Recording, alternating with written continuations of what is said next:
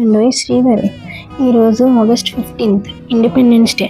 నేను నా సోల్మేట్తో బయటకు వెళ్దామని అనుకున్నాను. సోల్మేట్ అంటే అబ్బాయి కాదండి, అమ్మాయి. కానీ ఇంట్లో అయితే పర్మిషన్ ఇవ్వరు.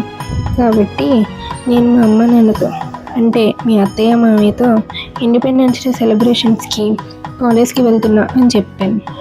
కానీ మా నాన్న, అదే మీ మామయ్య, ఈవినింగ్ వరకు ఏ కాలేజ్లో అవుతాయి సెలబ్రేషన్స్ అని అన్నారు.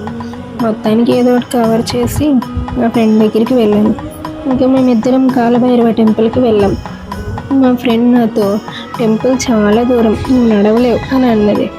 నేను అది చాలా తీసుకొని నడిచి చూపిస్తా చూడు అని నడిచి మరీ చూపించా.